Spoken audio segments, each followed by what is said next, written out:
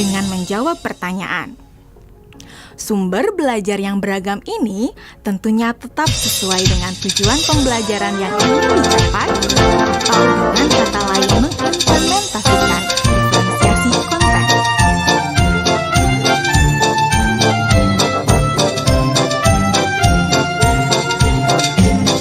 Setelah semua sumber materi yang beragam disiapkan, saya mempersiapkan daftar kegiatan lengkap dengan instruksinya. Misalnya, membaca buku atau artikel, dan lain sebagainya. Mengamati poster, mendiskusikannya, dan kemudian membuat ringkasan untuk menunjukkan pemahaman tentang isi poster tersebut. Menjawab kartu-kartu pertanyaan. Aktivitas-aktivitas tersebut walaupun berbeda-beda, namun semuanya bertujuan agar murid memahami cara kerja sistem pencernaan. Assalamualaikum, bagaimana kabar kalian?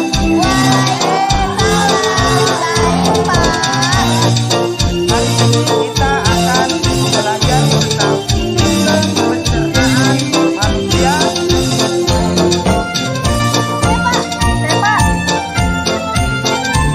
Di awal pembelajaran, Asim memberikan penjelasan kepada semua murid yang ada di kelasnya tentang tujuan pembelajaran dan konsep kunci yang ia ingin anak-anak kuasai.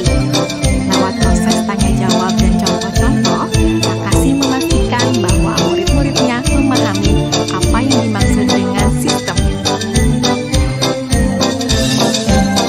Pak Asim meminta murid-murid bekerja dalam kelompok. Untuk penugasan kali ini, Pak Asim telah mengelompokkan murid berdasarkan tingkat kemampuan murid membaca. Hal ini karena tugas pertama yang harus dilakukan oleh setiap kelompok adalah membaca materi bacaan terlebih dahulu. Teks yang dibaca tiap kelompok sesuai dengan kemampuan membaca mereka. Selama proses murid melakukan kegiatan, saya mengobservasi dan memantau pemahaman murid-murid. Saya mendatangi tiap kelompok, mengajukan pertanyaan, dan memberi pertanyaan lanjutan kepada murid-murid yang memerlukan bantuan atau perlu diberikan tantangan lebih.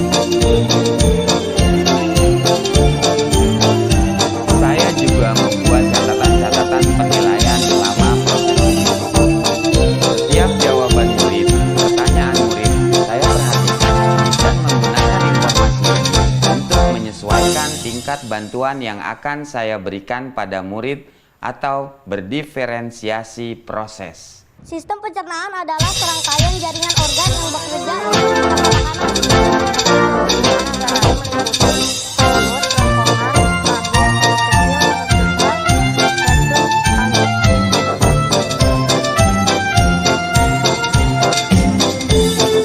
Sekarang silakan membuat model yang menunjukkan sistem kerja pencernaan manusia secara mandiri.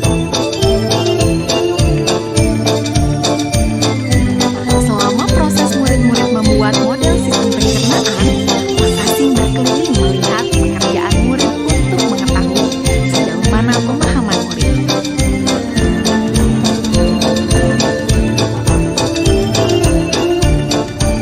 Di akhir pembelajaran, saya melakukan kegiatan refleksi, di mana refleksi tersebut digunakan untuk mengapresiasi murid, untuk mengetahui atau menilai sejauh mana pemahaman murid tentang topik yang sedang dipelajari, untuk mengetahui bagaimana perasaan murid-murid ketika melakukan proses pembelajaran.